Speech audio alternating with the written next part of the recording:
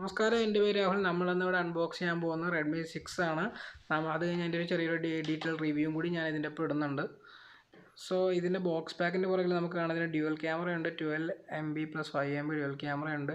Helio P20 octacore ചിപ്സെറ്റാണുള്ളത്. 5.45 display ഉണ്ട്, HD+. Finger print scanner ഉണ്ട്. 3GB 32GB വേരിയൻ്റാണത്. ബ്ലാക്ക് കളറാണ്. LTE ഉണ്ട്. അങ്ങനെ ഒരു ഡീസൻറ്റ് ഫോൺ. 8000 രൂപയ്ക്ക് ഷവോമി ഇറക്കിയ ഒരു ഡീസൻറ്റ് ഫോണാണത്. കഴിഞ്ഞ കൊല്ലം ഇറക്കിയ ഫോണാണത്. മെയ്ഡ് ഇൻ ഇന്ത്യ ആണ്. 8000 രൂപയ്ക്ക് ഇത് ഷവോമിയുടെ mi.com-ലും ഫ്ലിപ്കാർട്ടിലൂടെയാണ് ഒഫീഷ്യലി അവൈലബിൾ ആയിട്ടുള്ളത്. ഇതിനിപ്പോഴും ഇതേ റേറ്റ് തന്നെയാണെന്ന് എൻ്റെ ഓർമ്മ. അതായത് ഇറക്കിയത് 332GB ഒക്കെയാണ് 8000 രൂപയും. പിന്നെ 464GB അല്ലെങ്കിൽ 3GB 64GB വേരിയൻറ്റിന് 499 രൂപയാണ്. അത് grey, blue, gold and rose gold കളേഴ്സിലൊക്കെ അവൈലബിൾ ആണ്. ഇപ്പോൾ എനിക്കാണ് 64GB വേരിയൻ്റെ പ്രൈസ് അവർ കുറച്ചിട്ടുണ്ട്. അതിന് ബോക്സിനകത്ത് ആദ്യം നമുക്ക് ഫോൺ തന്നെ കാണാം, റെഡ്മി 6. അത് നമുക്കൊരു സൈഡിലേക്ക് മാറ്റി വെച്ച് ബോക്സിനകത്ത് വേറെ എന്തൊക്കെയുണ്ടെന്ന് നോക്കാം. സോ ബോക്സിനകത്ത് ഒരു ക്വിക്ക് സ്റ്റാർട്ട് ഗൈഡും സാധാരണ വരുന്ന ബുക്ക്ലെറ്റ്സ് ഉണ്ട്, പേപ്പർ ബുക്ക്ലെറ്റ്സ് ഉണ്ട്. നമ്മളൊന്നും വായിക്കാറില്ല, നമ്മൾ സൈഡിലേക്ക് മാറ്റി വെക്കുന്നു.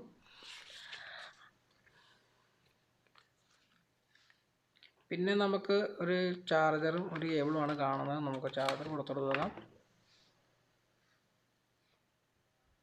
ഒരു ചാർജർ നമുക്ക് സൂം ചെയ്യാം, ചാർജറിൻ്റെ ഡീറ്റെയിൽസ് നോക്കാൻ വേണ്ടി. ഒരു 5W 1A ചാർജറാണ്. അപ്പോൾ ഇത് സ്ലോ ചാർജറാണ്.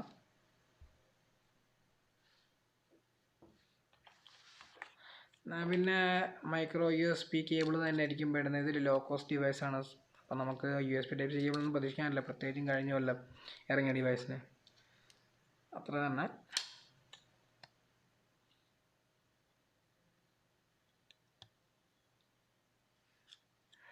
പിന്നെ നമുക്ക് ബോക്സിനകത്ത്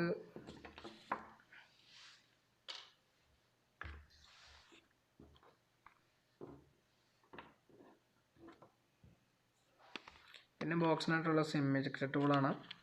അതായത് ഫോൺ വേറെ എക്സ്ട്രാ കവറോ അങ്ങനെ ഒന്നും വരുന്നില്ല. ഇത് ലോ കോസ്റ്റ് ഡിവൈസ് ആയതുകൊണ്ട് എത്രമാത്രം കോസ്റ്റ് കട്ട് ചെയ്യാൻ പറ്റും ഷവോമിയൊക്കെ അത്രയും മാത്രം കോസ്റ്റ് കട്ട് ചെയ്യുമല്ലോ. അത് എല്ലാ കമ്പനികളും അങ്ങനെയൊക്കെ തന്നെയാണല്ലോ. അങ്ങനെ പ്രത്യേകിച്ച് കംപ്ലൈൻ്റ് ഒന്നും എനിക്ക് പറയാനില്ല. നമുക്കൊരു ഡീസൻറ്റ് ആക്സസറീസ് ഉണ്ട്, നമുക്ക് ചാർജ് ചെയ്യാനുള്ള ഫോണും കേബിളും എല്ലാം തന്നിട്ടുണ്ട്.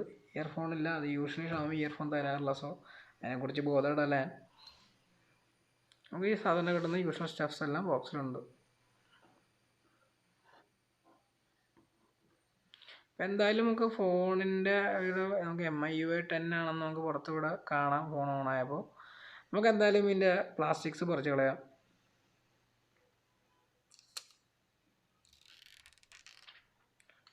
ഓക്കെ, ആ MIUI 10 നമുക്ക് കാണാം. അതിൻ്റെ ബാക്ക് സൈഡിൽ എന്തോ പേപ്പർ സ്റ്റിക്കേഴ്സ് ഉണ്ട്. ഇവർക്ക് ഇതൊക്കെ പ്ലാസ്റ്റിക് ആക്കിവിടുന്ന് ഞാൻ ആലോചിക്കുന്നത്. ഈ പേപ്പർ സ്റ്റിക്കറൊക്കെ പറിച്ച് ഞാൻ ചിലപ്പോൾ പാടൊക്കെ വീഴും. പ്ലാസ്റ്റിക് സ്റ്റിക്കേഴ്സ് ആക്കുന്നതാണ് എപ്പോഴും നല്ലത്. ഈ പേപ്പർ സ്റ്റിക്കേഴ്സൊക്കെ എപ്പോഴും വേണമെങ്കിൽ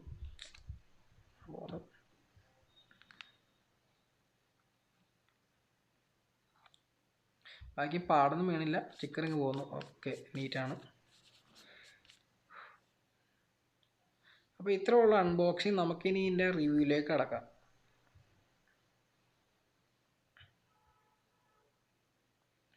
അപ്പോൾ നമുക്ക് ഫസ്റ്റ് ഡിസ്പ്ലേയെക്കുറിച്ച് സംസാരിക്കാം. ഡിസ്പ്ലേ എന്ന് പറഞ്ഞാൽ 5.4 HD+ ഡിസ്പ്ലേ ആണ്. കർവ്ഡ് ഗ്ലാസ് ആണ് ഇതിനുള്ളത്. അത് HD+ ആയതുകൊണ്ട് 720p+ ഡിസ്പ്ലേ ആണ്. പിന്നെ 18:9 ഡിസ്പ്ലേ ആണ്, നീണ്ട ഡിസ്പ്ലേ ആണ്, പുതിയ ഡിസ്പ്ലേ ആണ്.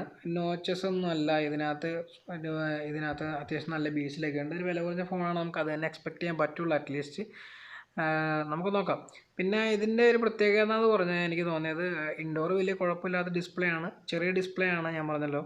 ഇൻഡോർ അത്യാവശ്യം ഡീസൻ്റായിട്ട് തന്നെ ഉപയോഗിക്കുന്ന ഡിസ്പ്ലേ ആണ്. ബ്രൈറ്റ്നസ് ഒക്കെ കുറവാണ്, എന്നാലും കുഴപ്പമില്ല.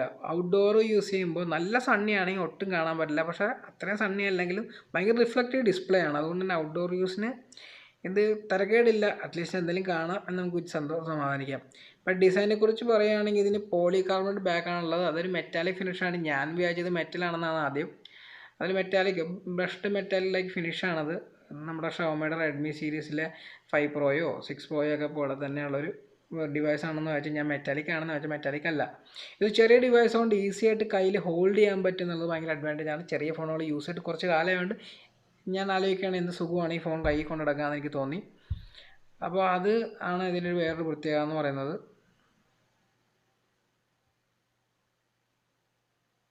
പിന്നെ ഇതിൻ്റെ ഡിസൈൻ ഓവർവ്യൂ എന്ന് പറഞ്ഞാൽ നമുക്ക് താഴത്ത് മൈക്രോ USB പോർട്ടുണ്ട്, മേലെ ഹെഡ്ഫോൺ ജാക്കും മൈക്രോ ഫോൺ ഹോളും ഉണ്ട്. പിന്നെ സൈഡിൽ പവർ ബട്ടണും വോളിയം ലോക്കർ കീയും ഉണ്ട്. പിന്നെ ഈ സൈഡിൽ 2 സിം ട്രേസ് കിടപ്പുണ്ട്. പിന്നെ ബാക്കിൽ ഫിംഗർ പ്രിൻറ്റ് സെൻസറും പിന്നെ ഡ്യുവൽ റിയർ ക്യാമറ ഉണ്ട്. ഫ്രണ്ടിൽ 5 MB ക്യാമറയും ഡിസ്പ്ലേയും സ്പീക്കർ ഗ്രില്ല ഇതുണ്ട്. പിന്നെ ബാക്കിൽ ഡ്യുവൽ ക്യാമറ ഫ്ലാഷ് അതൊക്കെയുണ്ട്. പിന്നെ നമുക്ക് 2 സിം ട്രേ ഉണ്ടെന്ന് പറഞ്ഞല്ലോ. അപ്പം നിങ്ങൾക്ക് ഡ്യുവൽ സിമ്മും മൈക്രോ SD കാർഡും നിങ്ങൾക്ക് ഒരുമിച്ച് ഉപയോഗിക്കാം. അത് വളരെ നല്ലൊരു കാര്യമായിട്ട് എനിക്ക് തോന്നി. പിന്നെ നമുക്ക് ഫിംഗർ പ്രിൻറ്റ് സെൻസറുണ്ട് ഈ പ്രൈസിൽ എന്നുള്ളൊരു അഡ്വാൻറ്റേജ് തന്നെയാണ്. ചില ഫോണുകളിൽ ഈ പ്രൈസിൽ കട്ട് ചെയ്യുന്ന ഫിംഗർ പ്രിൻറ്റ് സെൻസറാണ്. അത്യാവശ്യം ഡീസൻ്റ് ആയിട്ട് വർക്ക് ചെയ്യുന്നുണ്ട്. ഡിറ്റക്ട് ചെയ്യുന്നുണ്ട്, ഇത്തിരി സ്ലോ ആണ്. ഫേസ് അൺലോക്ക് ഉണ്ട്. ഫേസ് അൺലോക്ക് അത്യാവശ്യം നല്ല ഫാസ്റ്റാണ്. പക്ഷേ ഫേസ് അൺലോക്ക് ഒട്ടും സെക്യൂർ അല്ലാത്തതുകൊണ്ട് ഫേസ് അൺലോക്ക് ഞാൻ യൂസ് ചെയ്യാറില്ലായിരുന്നു ഈ ഫോണിൻ്റെ. പക്ഷെ അത്യാവശ്യം ഫാസ്റ്റാണ് ഫേസ് അൺലോക്ക്. ഉണ്ട്, എല്ലാ ഫീച്ചേഴ്സും ഉണ്ടോയെന്ന് ചോദിച്ചാൽ ഉണ്ട്. അതാണ് ഈ ഫോണിൻ്റെ ഒരു പ്രത്യേകത എന്ന് പറയുന്നത്. പിന്നെ നമ്മൾ ഇതിൻ്റെ പെർഫോമൻസ് ആൻഡ് സോഫ്റ്റ്വെയർ പെർഫോമൻസിൻ്റെ കാര്യം ഞാൻ പറയുവാണെങ്കിൽ MediaTek Helio P20യുടെ പ്രോസസ്സറാണിത്. അത് 12nm പ്രോസസ്സറാണ്. ഇതിന് IMG പവർ VR G8320 ആണുള്ളത്. പക്ഷേ ഞാൻ സത്യം പറയട്ടെ, ഇത് ഇത്രയൊക്കെ കാര്യങ്ങൾ പറഞ്ഞ് നിങ്ങൾ ബെഞ്ച് മാർക്ക് സ്കോറൊക്കെ ഉണ്ടെങ്കിലും ഇത് വളരെ പുവർ പെർഫോമിങ് ഫോണാണ്. ഭയങ്കര സ്ലഗ്ഗിഷാണ് ഈ ഫോൺ. അത്യാവശ്യം ലാഗ് ചെയ്യുന്നുണ്ട്, അനിമേഷൻസൊക്കെ ലാഗ് ചെയ്യുന്നുണ്ട്. എനിക്ക് ഒട്ടും ഇഷ്ടമായില്ല ഈ ഫോൺ. ഞാൻ യൂസ് ചെയ്തില്ല, ഈ അടുത്തായിട്ട് യൂസ് ചെയ്തില്ല. എനിക്ക് ഏറ്റവും ഇഷ്ടപ്പെടാത്ത ഫോണിലൊന്നാണത്. അതായത് ഇതൊട്ടും താങ്ങുന്നില്ല, അതൊട്ടും ഒപ്റ്റിമൈസ്ഡ് അല്ല ഈ ചിപ്സെറ്റ് എന്നാണ് എനിക്ക് തോന്നിയത്. അതാണ് ഇതിൻ്റെ പ്രശ്നം. അപ്പോൾ ഷവോമിയുടെ UIയുടെ അനിമേഷൻസൊക്കെ സ്ലോ ആവുന്നുണ്ട്, ഇടയ്ക്കിടയ്ക്ക് ആപ്പ് ക്രാഷ് ആവുന്നുണ്ട്, അങ്ങനെ ഒരുപാട് പ്രശ്നങ്ങളുണ്ട്. പിന്നെ നമ്മൾ UIയെക്കുറിച്ച് സംസാരിക്കാൻ ഷവോമിയുടെ MIUI അത്യാവശ്യം സ്മൂത്തായിട്ട് വർക്ക് ചെയ്യേണ്ട ഒരു UI ആണ്. അത് ഈ പ്രോസസ്സറിൻ്റെ പ്രശ്നം കാരണമാണെന്ന് അറിയാം, സ്ലഗ്ഗിഷാണ്. പലപ്പോഴും നമുക്ക് ഉപയോഗിച്ചുകൊണ്ടിരിക്കുക പെട്ടെന്ന് നിങ്ങൾക്ക് മനസ്സിലാവും അനിമേഷൻ സ്ലോ ആവുന്നതൊക്കെ. നമുക്ക് സെറ്റിങ്സിൽ കയറി നോക്കുക എന്താണ് നമുക്ക് ഷവോമിയുടെ ഏത് വേർഷനാണ് എന്താണ് തരുന്നത്. അപ്പോൾ ഇതിനകത്ത് ആൻഡ്രോയിഡ് 8.1 ആണ്. പിന്നെ മെയ് സെക്യൂരിറ്റി പാച്ച് ഉണ്ട്. ഷവോമിയുടെ 10.3.3 MIU വേർഷനാണ്. അങ്ങനെ അത്യാവശ്യം കുഴപ്പമില്ലാത്തൊരു ഇതാണെങ്കിലും എൻ്റെ പേഴ്സണൽ അഭിപ്രായത്തിൽ ഒരു സ്ലഗ്ഗിഷ് ഫോണാണ്. എനിക്ക് നമ്മൾ ഉപയോഗിച്ച് തുടങ്ങും തോറും നമുക്ക് തോന്നിയത് എന്തൊരു ഫോണാണ് ഇത്, എന്താണ് ഇങ്ങനെ വർക്ക് ചെയ്യുന്നത് നമുക്ക് തോന്നും. പിന്നെ ആകെ ഈ പ്രോസസ്സറിൻ്റെ അല്ലെങ്കിൽ 12mm ചിപ്സിൻ്റെ ഒരു അഡ്വാൻറ്റേജ് തന്നെയാണ് 3000 mAh ബാറ്ററി ഉള്ള HD+ ഡിസ്പ്ലേ ഉണ്ട്. 7 മണിക്കൂർ മേലെ സ്ക്രീൻ ഓൺ ടൈം കിട്ടുന്നുള്ളതൊരു അഡ്വാൻറ്റേജ് ആണ്. എനിക്ക് 6.5 hours മേലാണ് എപ്പോഴും കിട്ടിയത്. എനിക്ക് ഏറ്റവും ബെസ്റ്റ് ടൈം കിട്ടിയതായിരുന്നു. അതുകൊണ്ടാണ് ഇത് വെച്ച് 3000 mAh ബാറ്ററി വെച്ച്. പിന്നെ ചാർജിങ് സ്പീഡ് നല്ല സ്ലോ ആണ്, 2 മണിക്കൂർ മേലെ എടുത്തെന്നാണ് എനിക്ക് ഓർമ്മ. ഞാൻ കറക്റ്റായിട്ട് ടൈമർ വെച്ച് നോക്കിയില്ല, ഇഷ്ടംപോലെ സമയം എടുക്കുന്നുണ്ടായിരുന്നു. അതുകൊണ്ട് തന്നെ പലപ്പോഴും ഞാൻ മിസ്സാക്കി കളഞ്ഞു എത്ര നേരം എടുത്തെന്നുള്ളത്. സ്ലോ ആണ് ചാർജർ. ബാറ്ററി ചെറുതായതുകൊണ്ടായിരിക്കും 2 മണിക്കൂറിനുള്ളിൽ ചാർജ് ആവുമെന്ന് എനിക്ക് തോന്നുന്നു. പിന്നെ നമുക്ക് ക്യാമറയെക്കുറിച്ച് സംസാരിക്കുകയാണെങ്കിൽ ബാക്കിൽ 12 MB f2.2 main camera rear ക്യാമറയും 5 MB ഡെപ്ത് സെൻസറുണ്ട് പോർട്രേറ്റ് മോഡ് ഷോട്ട്സിന് വേണ്ടി. പിന്നെ ഫ്രണ്ട് ക്യാമറ എന്ന് പറയുന്നത് 5 MB f2.2 അപ്പർച്ചറുള്ള ക്യാമറയാണ്. അപ്പോൾ നമുക്ക് ഇതിൻ്റെ ക്യാമറയെക്കുറിച്ച് സംസാരിക്കുകയാണെങ്കിൽ നിങ്ങൾക്ക് സാമ്പിൾസ് കണ്ടുകൊണ്ടേ പോകാം. ഞാൻ ഓൾറെഡി പറയുവാണ് ഇതിനെക്കുറിച്ച്. ഡേയ്ലൈറ്റ് ഷോട്ട്സ് ഡീസൻ്റ് ആണ്. നിങ്ങൾക്ക് അത്യാവശ്യം തിരക്കേടില്ലാത്ത ഫോട്ടോസ് എടുക്കുക. ആ വില കുറഞ്ഞ ഫോണാണ്, അത്ര ഒരു ക്വാളിറ്റി തന്നെ സെൻസറിനൊക്കെ ഉണ്ടാവുള്ളൂ. പക്ഷേ അത്യാവശ്യം ഡീസൻ്റ് ആയിട്ടുള്ള പിക്ചേഴ്സും നിങ്ങൾക്ക് വെളിച്ചമുള്ളപ്പോൾ കിട്ടും. വെളിച്ചമുള്ളപ്പോൾ അത്യാവശ്യം നല്ല ഡീസൻ്റായ പിക്ചേഴ്സ് കിട്ടുമെന്ന് എനിക്ക് തോന്നിയത്. ഭയങ്കര ഡൈനാമിക് റേഞ്ച്, ഭയങ്കര ഡീറ്റെയിൽ എന്താ ചിലപ്പോൾ ചെറുതായിട്ട് കളർ മിസ്സാക്കുന്നൊക്കെ ഉണ്ടെങ്കിലും തരക്കേടില്ല. മാക്രോ ഷോട്ട്സ് ആണെങ്കിലും ഇത് വലിയ തരക്കേടില്ലാണ്ട് രാവിലെ വെളിച്ചമുള്ളപ്പോൾ ക്ലിക്ക് ചെയ്യും. നിങ്ങൾക്ക് ഈ സാമ്പിൾസ് കാണാം.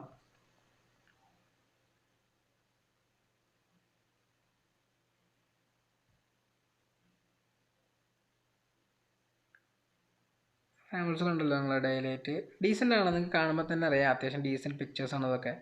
വലിയ അടിപൊളി ഗുമ്മൊന്നുമില്ല, ഡൈനാമിക് റേഞ്ച് പോലെ നിങ്ങൾക്ക് കാണാം. പക്ഷേ ഡീസൻ്റ് ആണ്, നിങ്ങൾക്ക് സോഷ്യൽ മീഡിയ ഷെയർ ചെയ്യാൻ അത്യാവശ്യം കുഴപ്പമില്ലാത്ത ഒരു പിക്ചേഴ്സ് നിങ്ങൾക്ക് ഇതിനകത്ത് കിട്ടും. പിന്നെ ലോ ലൈറ്റ് പിക്ചേഴ്സൊക്കെ ഭയങ്കര ആവറേജാണ്.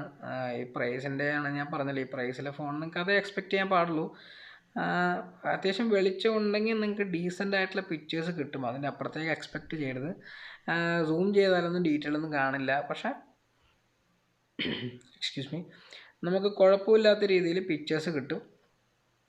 ഒട്ടും വെളിച്ചമില്ലെങ്കിൽ ഇതുപോലെ കിട്ടും, ഒട്ടും ഇതില്ലാണ്ട്. അത്യാവശ്യം വെളിച്ചമുണ്ടെങ്കിൽ നമുക്ക് അത്യാവശ്യം കുഴപ്പമില്ലാത്ത രീതിയിൽ പിക്ചേഴ്സ് കിട്ടും.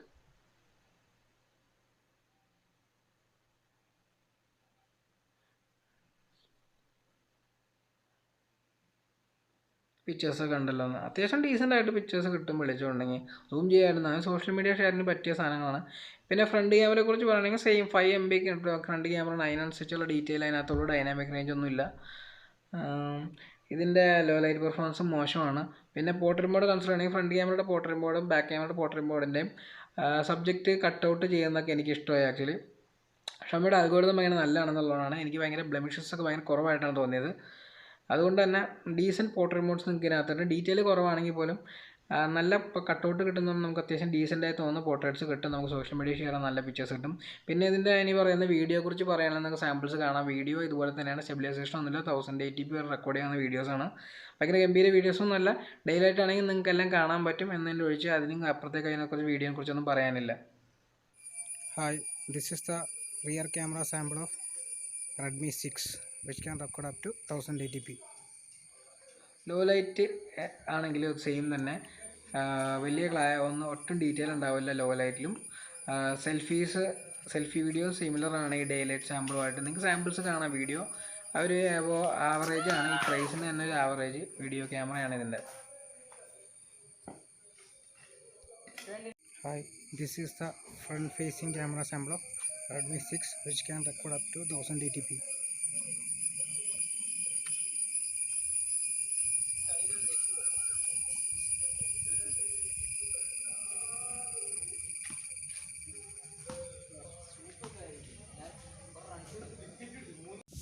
Hi, this is the rear facing low light camera of Redmi 6.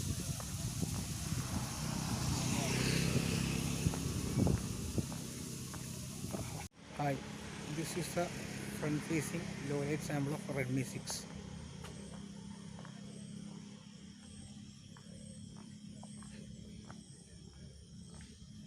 ഇപ്പോൾ റെഡ്മി 6ൻ്റെ ഒരു കൺക്ലൂഷനായിട്ട് പറയുവാണെങ്കിൽ ഇതിൻ്റെ പ്രൈസിന് ഇതൊരു ഡീസൻറ്റ് ഫോണാണെന്ന് പറയാൻ പറ്റില്ല.